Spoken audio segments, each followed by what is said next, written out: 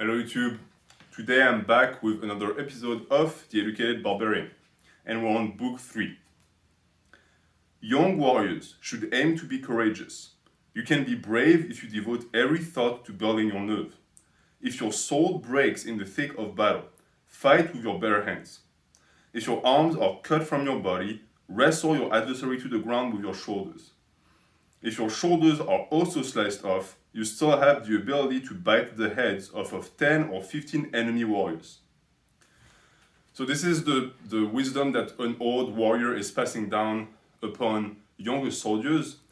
And there's a literal and there is a metaphorical meaning to this. So literally what he says makes sense and is true. If you're in the thick of battle, no matter what happens to you, the worst thing that can happen is death. And if you lose your sword, for example, the next thing that should happen in a line of logical events should be death, because you are unprepared, you don't have a weapon to defend yourself anymore. And yet, it doesn't mean that you can't fight. And of course, running away is not in the question, you're not going to do that. So what else can you do? Well, you can fight with your bare hands. Maybe you wrestle someone else's sword off of them and fight with that sword. And if you get injured, what is your next option? Well, the option is still the same because the result is still the same, death. So you're going to keep struggling because at the end of the day, you're going to die. And the only thing that could potentially prevent death from happening to you is struggle. It's trying to resist. So that's literally. And then in terms of metaphor, in terms of symbolism, what does it mean? It means that in everything in life, the right option is always to fight. And you can find some counter arguments to that by saying, for example, that if someone attacks you or harasses you and you surrender, maybe they'll take pity and they'll let you go. You find that in the real world, however, that doesn't really happen, because if someone attacks you, for the most part, what they will want is for you to submit. But they won't just be content with you submitting, because submitting is going to mean that you're even weaker than they thought. So you're going to be even more in their control. I don't know if you've ever heard that, but if someone points a gun at you or a knife and tells them to follow them to a second location, you never follow them to that second location because you will die there. You need to struggle right now on the spot. And this is the same logic. If you give up in life and you think, oh, I'm going to give up because I'm going to preserve my body right now, I'm just going to let my soul be victimized and therefore I'm going to get to live another day. It's a faulty mindset, because you are going to degrade your ability to defend yourself to the point where at some point you're going to be easy pickings for whoever. So you need to struggle to the death with every single inch of your strength every single time.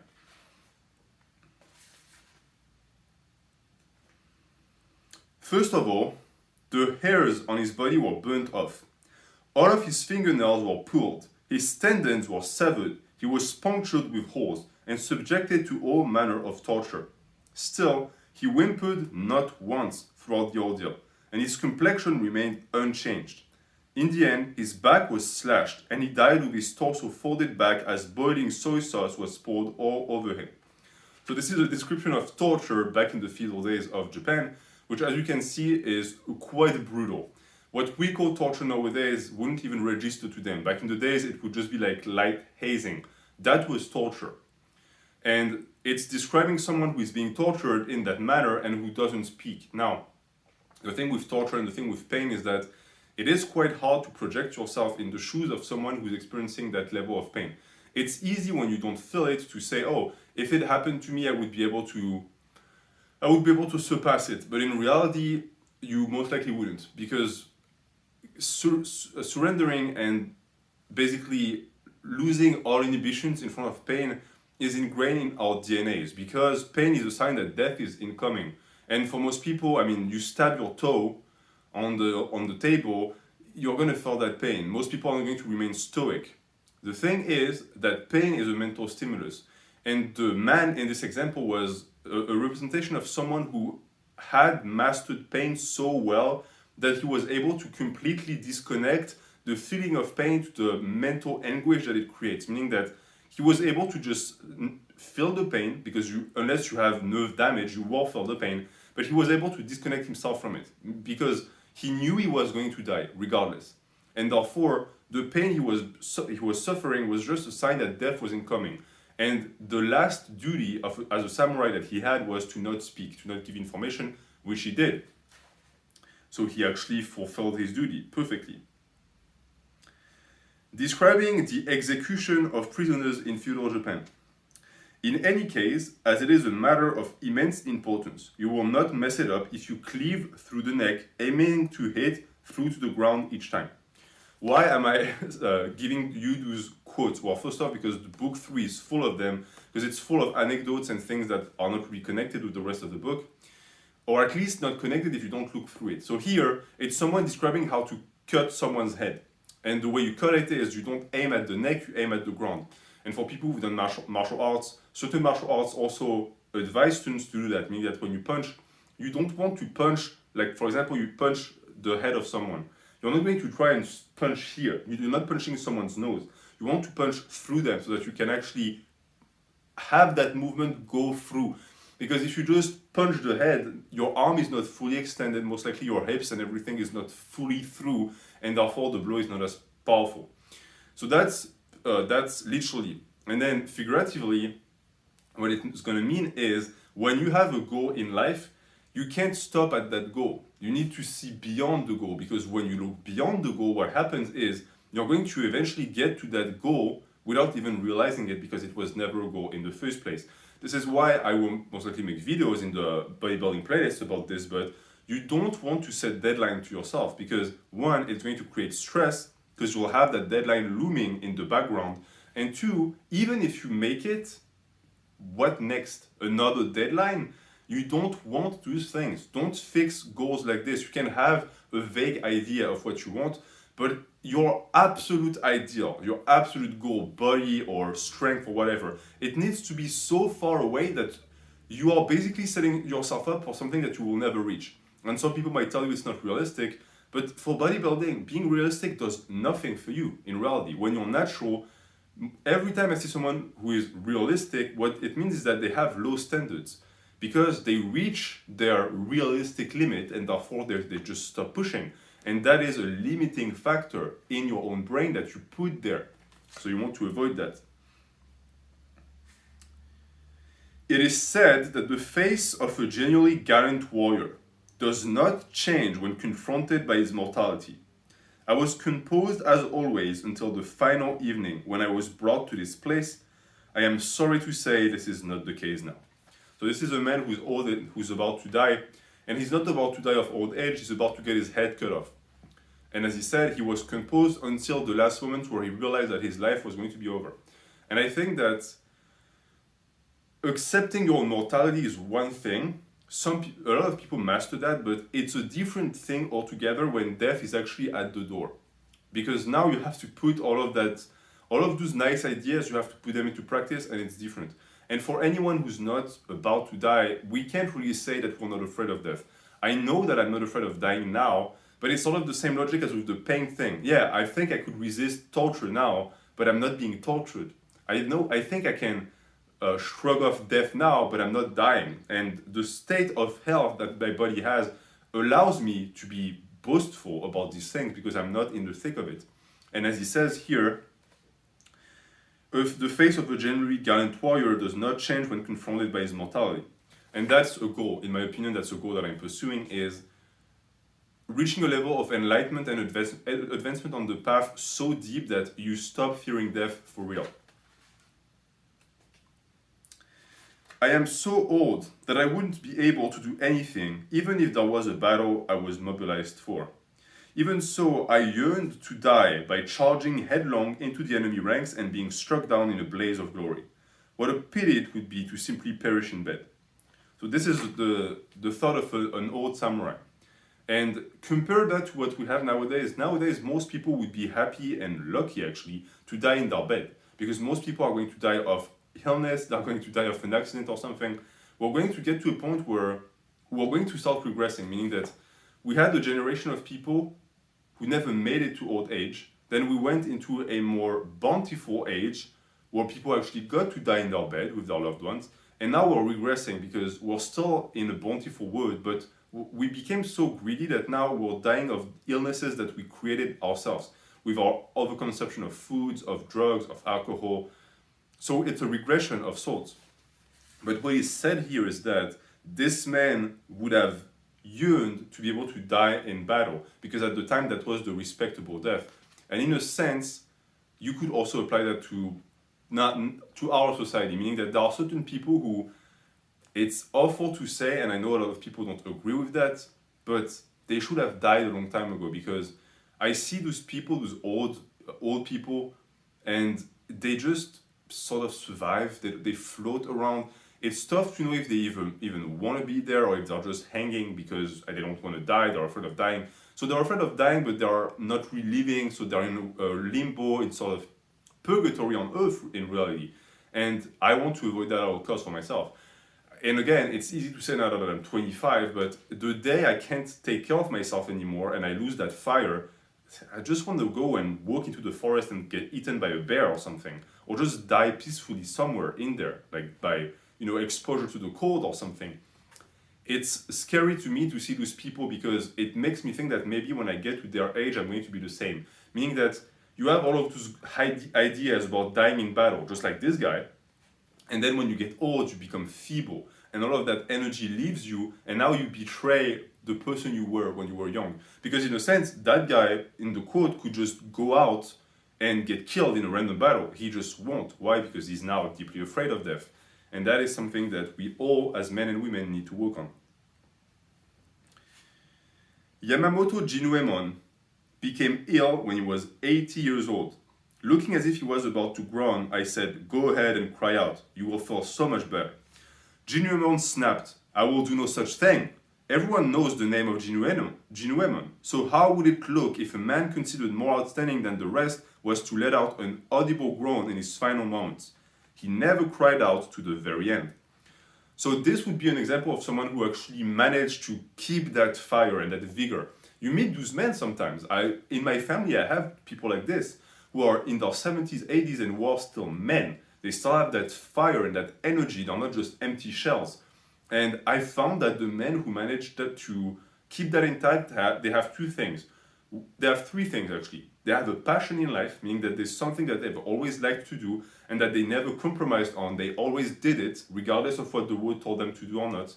Two, they've always been active, so they never stopped using their body, which kept their spirit alive, because if the body dies, the spirit dies with it, and vice versa. And three, they had families, usually big families. So they created things.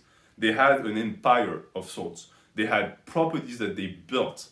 So they were patriarchs. And I know that the figure of the patriarch in today's society is being vilified. It's not appreciated anymore. But a virtuous patriarch is one of the best and most beautiful thing on this earth. Same for a matriarch. And if you can have the two of them together, this is what creates balanced families. And this is what I think we should aspire to have as well. And in this case here, Jinuemon was exemplifying what it means to be a man until the end, because he refused to cry out. He refused to complain. There are no living creatures, most of all men, who don't want to be alive. I also cherish my existence very much. I was told your colleague is in a fight, and I thought it would dishonor the military way if I ignored the situation. That is why I dashed to the scene. What's more, it would have been unforgivable had I done nothing after witnessing the murder of a fellow clansman. I would extend the duration of my own life, but the spirit of Bushido would have died within me. Thus, I dispensed with my cherished life to preserve the way of the samurai. By fulfilling my life, I have observed the law of the samurai and upheld the warrior spirit. So this is the testimony of a man who was told that his nakama, his companion, was in a fight, rushed, found his companion dead, took out his sword and killed all of the people who were attacking him. And he was punished for it because he killed someone within a village. It wasn't at war. And this was his last word. That wasn't to defend himself, he was just explaining why he did it. And we spoke last week of a situation where a man spared 3 people, and that I said it didn't dishonor the way of samurai, quite the opposite. And this is a good example of the opposite, actually, of this, because in this case, if he had just left, he would have dishonored the way and Bushido in general, because he witnessed his companion and comrade being killed. He had to take revenge. He couldn't just let it go unpunished. He had to take action, even if it meant losing his life. And with his cherished life, with that life that he loved so much, he protected what he loved even more, which is the way. A certain warrior said, "When I face my enemy, it feels as if I have entered the shadows, and so I inevitably get stricken with wounds. Even though you have achieved many exploits in battle, you have never been injured. How can this be so?" The other warrior answered, "Of course it is like being in darkness when I face the enemy, but if I can calm my mind, it becomes like nighttime illuminated dimly by moonlight. If I attack then, I know I will not be wounded. This is the defining moment of a warrior's true strength." Before I get to that, let me check the time. Okay, nice. We still have 10 minutes. So this one is a little bit disconnected to all of the things I just spoke about because it's a little bit lighter, but for people who ever played sport or martial arts, you know exactly what that situation is. It's the situation of blacking out. You know, some people say, "Oh, I got into a fight and I blacked out." This is what happens. And usually it's because the adrenaline is so high, it's pumping so high that you go into autopilot mode. And it could also be called tunnel vision. And this is actually a sign of poor mastery of the self, because you're not controlling the adrenaline in your body and your excitement. And you lose sight, meaning that if you're in a street fight and you just zero in on the person in front of you, one, you don't see the peripherals anymore. So if they hit you with a hook, if they take out a weapon, if they swing a bottle, you're going to get hit. And the most dangerous opponent in a street fight is not the one in front of you, it's the one behind or to the side. Because most people who get messed up in street fights, they get sucker punched. And usually the sucker punch comes from here. That dead angle here, because the guy can, if he's here with his right arm, aim straight for the jaw, and when if you get hit here, you won't see it coming. And a hit to the jaw that you don't see coming, it's a blackout. And if you're lucky, the guys are going to just leave it at that. If you're not, they're going to stomp on your head and you could die. Most likely you will die. So you need to master calmness. Even if you're in a situation of high danger and your body is telling you to go into that fight or flight, you need to breathe and you need to observe. And you will find that most tense situations can just be completely disamorced right there and then. Because if the other guy is all pumped up but you're calm, it might also calm them or make them afraid of you. And if they're not, you will be able to see the hits coming. And the second warrior said it. He has the same issue. Everyone does. We get stressed out. We're humans. But if you breathe, the field of vision just opens. And now you're free because you're actually in control. You see what's coming. And you're going to find that you lose that stiffness. A lot of people who get their butt kicked in a street fight for the first time they fight, they say that they felt slow, meaning that they were sluggish. And the reason why is because their body was tensed. You want to be smooth. And the funny thing too is that even though I'm saying that right now, I had that problem when I was playing football. Because in football, I was so pumped with the excitement of the aggressivity on the field that I only could see what was in front of me. And when I think back of matches, I vividly remember things being dark on the side. Like he says, in the shadow. I couldn't see the field. And this is why I was a very bad football player. And in basketball, because there was less aggressivity, I was able to see the field and I was much better. So you have to work on that, especially if you're a martial artist. This is so important.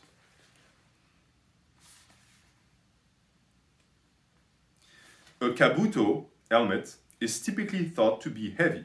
Nonetheless, when one is rushing a castle and attacking with bows, guns, rocks, big pieces of wood and so on, the kabuto does not seem too heavy at all. So this could be called intra-workout progressive overload because, for example, when you deadlift, let's say you can deadlift 500 pounds. You deadlift 225, it's your warm-up, so it's going to be light, but it's still going to feel relatively heavy.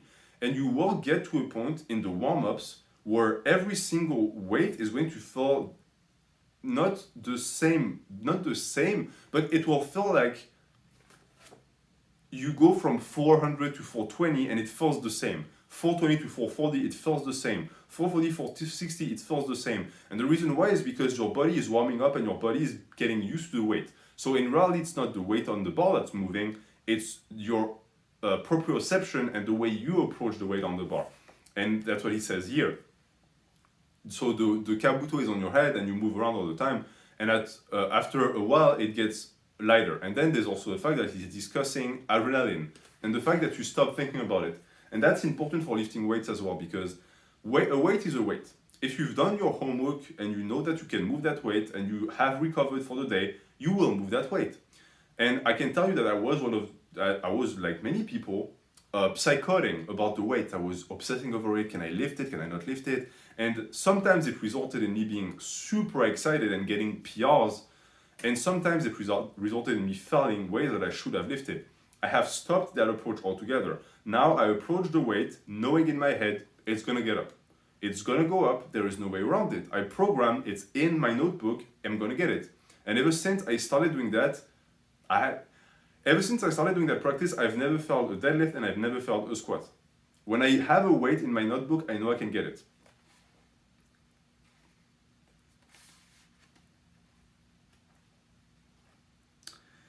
Begin each day pondering death as its climax.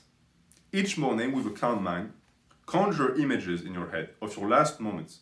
See yourself being pierced by bows and arrows, guns, swords, or spears, or being swept away by a giant wave, vaulting into a fiery inferno, taking a lightning strike, being shaken to death in a great earthquake, falling hundreds of feet from a cliff, succumbing to a terminal illness, or just dropping dead. Every morning, be sure to meditate yourself into a trance of death. An elderly creed: if one steps out of his house, he will be in the midst of corpses. If he steps out of his gate, he will meet the enemy.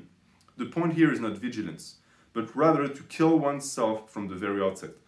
Okay, so this is just shoujo dumping what is probably one of the most important aspects of the Hagakure on your laps and saying, here, just decipher that for me. So this is the ideology and this is the mindset of the dead man walking, and that's super important for Bushido.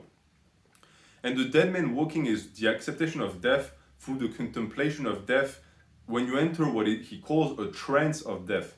And what it means is that you will not be attracted to death. It's not suicidal tendencies. It's the studying of a natural occurrence in life, death, to a point where it loses its power, meaning that biologically, death is the ultimate force in our lives. This is what you're going to be the most scared of. For people who are scared of things and they think that this is their biggest fear is still death. The reason why people are afraid of heights is because they're afraid of dying. They're afraid of sharks because the sharks kills you. They're afraid of spider because the spider could be a brown recluse and kill you. They're afraid of the dark not because they can't see, but because they can't see what's in the dark, which could kill them, etc., etc. Every human fear is linked to that. And therefore, if you conquer that ultimate fear, you have conquered life itself. You are going to remove a portion of the anxiety of life that is so big that you could potentially be considered superhuman. And this is what shoujo preachers, this is what samurais need to reach for their own enlightenment and to advance on the way. Because once that's out of the way, you can focus on things that are more important. And in reality, if you think of it, it's a double-edged sword, because if you give up your fear of death, doesn't that mean you're going to also give up your self-preservation? I would say no, because the logical side of your mind is still going to retain best practices to survive. You won't just forget that eating, iron is bad for you. It's not just going to completely escape your head. And therefore, it is a good practice. So, in terms of applying that, as he says, you need to just think about it. Think about you dying. Think about you dying as a matter of fact, as just another thing that happens to you. Have imagination. Think of different ways you could be dying. Think of ways that you're afraid of dying of so that you can actually fight off that death. That is important because it's going to exercise it. And as the elder decreed, this is important not for vigilance, but you want to kill one's self from the very outset. And that self is the self that is afraid of death.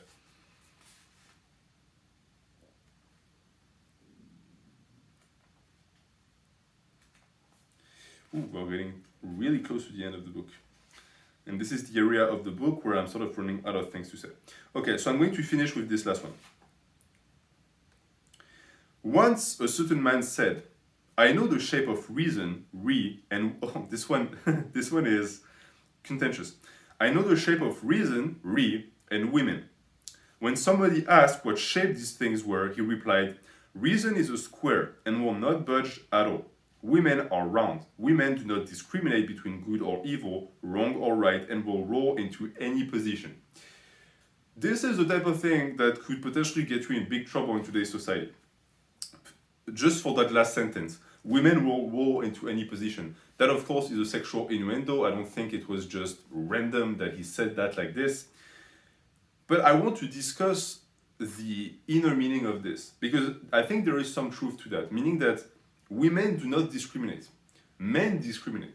And what is discrimination? Discrimination is separating and attributing values to things based on preconceived notions for the sole purpose of protecting the self, the family, or the society. This is what discrimination is in reality. And discrimination, as all things in life, is neutral. It's not good or bad. It is depending on what you do with it.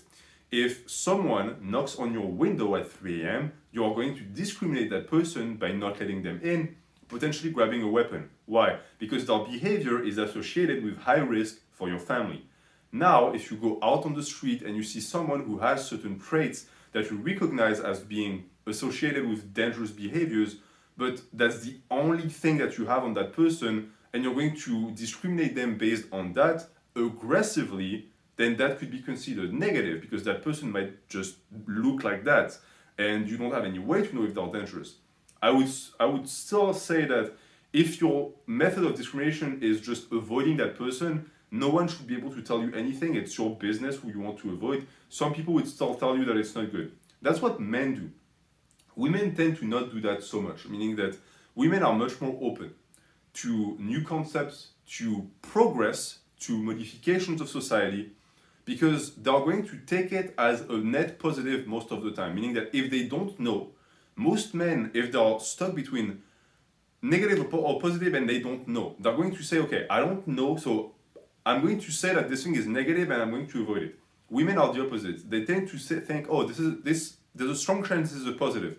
And when you think about evolution, that makes no sense, because who is the most vulnerable to threats? It's women, because they have the least power to defend themselves. And even in today's society, it's still the same. Besides some rare regions of the world where women can get armed, men are always going to have a much higher chance of defending themselves. And yet, that behavior is still there. But if you look at people who get attacked, for example, in big cities, you also notice that most victims of violent crimes are male. So how come? How is that possible? Well, I think it's because males are magnets for threats, meaning that you are going to be, because of your behavior and because of your gender, much more prone to receive violence. And therefore, men were the ones who had to develop that ability to discriminate because they were the victims of it. And when you think of evolution, who went out and hunt? Who, even in modern society a few hundred years ago, who was out all the time? Who was trying to get money? Who was trying to actually make the society survive? It was men. So that ability had to be developed in men. As for women, as sexist as it might sound to some people, women were in the house for the most part. They were with the kids, they were within the family, they were the homemakers, and therefore they never had to develop that discriminating factor. Their men had to develop that to protect them. They themselves didn't have to.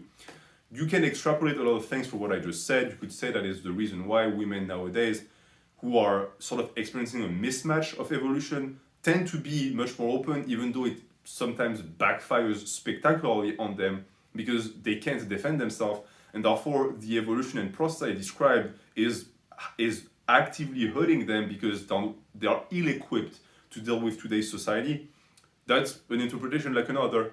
And you might also apply that to men, because nowadays you're going to have men who are going to be stuck with that very strong sense of discrimination, but they don't really have anything to apply to anymore. So they're sort of left with that power, quote unquote, that they can't use, which can lead to frustration and confusion for some men.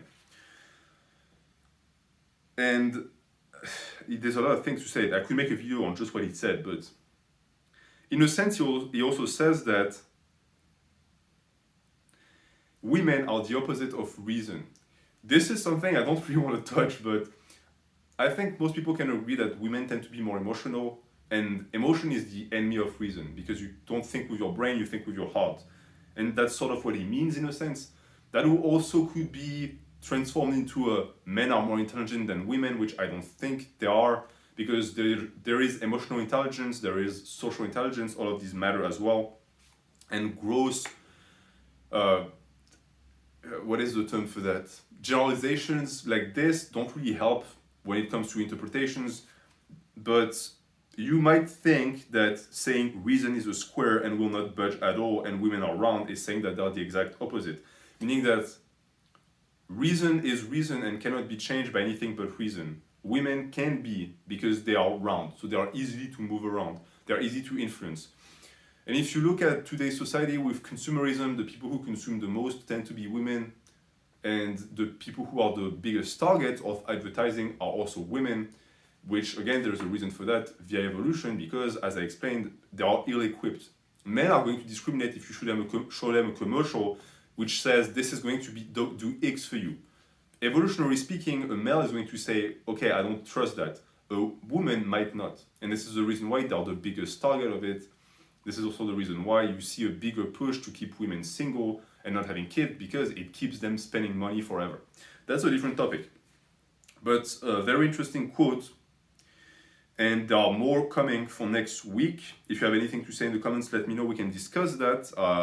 I would actually be very interested in hearing what some of the women, I know there's 2% women on this channel, so if you're a girl and you listen to that, let me know what you think, is your opinion on that quote and on my interpretation of the quote, and I will see you next week.